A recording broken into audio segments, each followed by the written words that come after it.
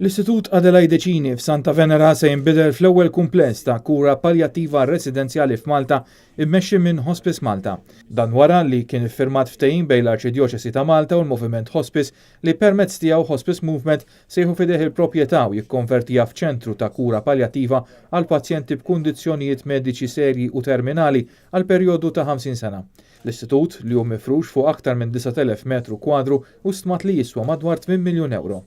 L-Arċisqof ta' Malta, Monsignor Charles Cicluna, qal li l-Knisja tkompli fuq il-passi ta' Adelaide Cini mar li kien bdiet tgħin lin-nisa li kienu spiċċaw fit-triq b'impenn u servizz soċjali kif ukoll ħarsin lejn id-dinjità tal-bniedem u kompla li l-Moviment Hospice jixraqlu kull appoġġ u ammirazzjoni u favur il-kultura tal-ħajja li bħalissa qed tgħix minn sfidi kbar.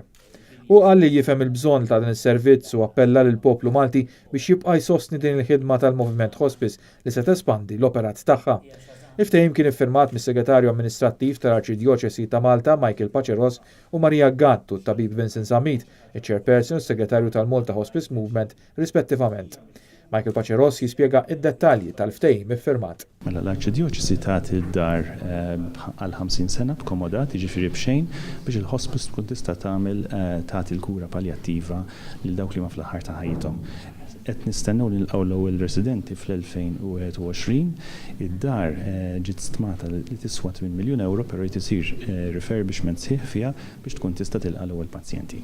Tkellmu wkoll ma' Marija Gatti, Chairperson tal-Moviment Hospice, li tat dettalji dwar il-proġett. Se jkun hemm is-servizzi tagħna tal-komunità li qabel kienu jiġu minn ħalbalzan, issa se jkunu kollox minn hemmhekk.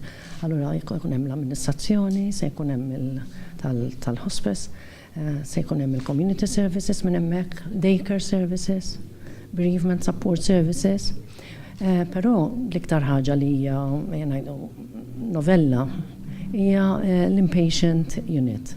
U skont il-pjanijiet hemmhekk se jkun hemm 16-il sodda li jkunu inpatient fejn pazjenti li għal xi raġuni oħra ma jkunux jistgħu jinżammu d-dar, jistgħu joqogħdu hemmhekk imdawrin bil-familjari tagħhom. Ix-xogħol ta' ristrutturar kif ukoll tmexxija tal-kumplessi f'idejn il-Moviment Hospice, l-espansjoni fil-ħidma u s-servizzi li se jkun qed joffri dan il-kumpless għaldaqstant se jkunu qed jiddependu aktar minn qatt qabel fuq il-ġenerożità tal-pubbliku. Naturalment il-bżonnijiet finanzjarji huma ħafna kbar kemm biex nispiċċaw il-binja u anke mbagħad biex insostnuha.